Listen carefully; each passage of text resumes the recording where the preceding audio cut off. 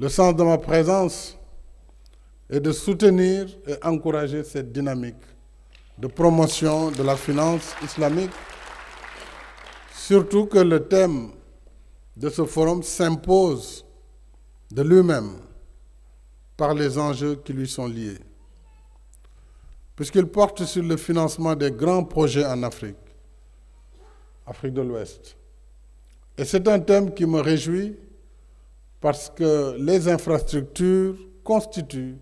la base du développement. Il ne peut y avoir de développement sans route, sans autoroute, sans pont, sans chemin de fer, sans port ou aéroport, sans hôpitaux, sans centrales électriques, etc., sans école ou université. C'est pourquoi les infrastructures occupent une place centrale dans l'axe premier du plan Sénégal émergent qui porte sur la transformation structurelle de l'économie. Foofu dama fay taxaw tuuti rek tax nit ñi dañ foog dama bëgg tali waaye tali dafa yor réew bu yorul tali du mën a dem foog dem bi ak dëkk bi yomb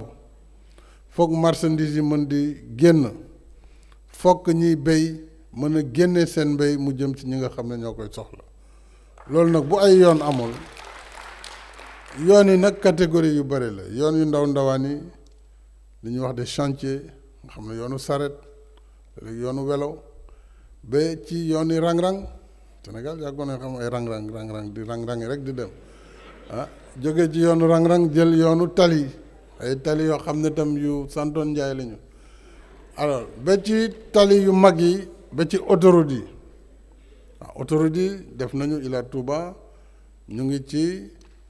Ila Kaolack ndax waxtu wi may wax ak yéen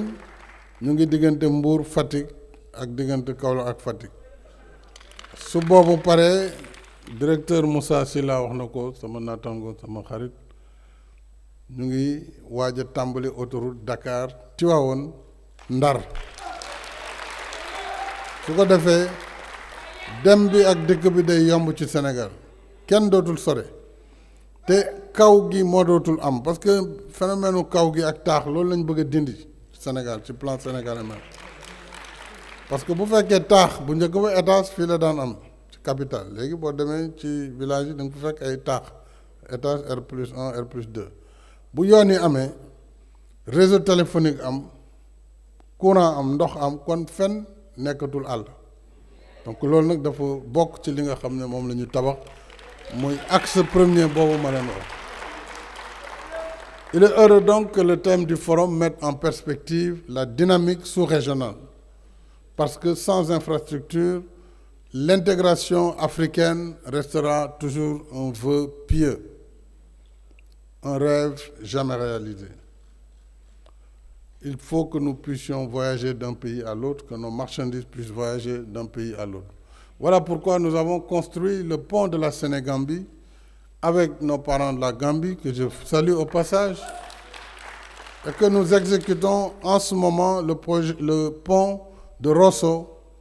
également avec nos parents de la Mauritanie, que je salue. J'ajoute également le pont Nelson Mandela de Foundiougne, déjà achevé, qui contribue à fluidifier le trafic entre le Sénégal et la Gambie. Et je n'oublie pas la réhabilitation du chemin de fer qui reste parmi nos priorités et surtout le projet d'autoroute Dakar-Saint-Louis, je l'ai dit, en passant par Tivaouane, dont le financement est déjà en cours de mobilisation. L'autoroute Ila Touba, le train express régional, les chantiers du BRT et l'autoroute Mbour-Fatick-Kaolack en cours de réalisation constituent également des marqueurs de notre foi dans les infrastructures comme levier de développement. Cependant, nous savons que les infrastructures coûtent cher, même très cher, mais c'est le prix à payer pour le développement. C'est là justement que la finance islamique doit jouer pleinement son rôle de catalyseur de croissance et de progrès.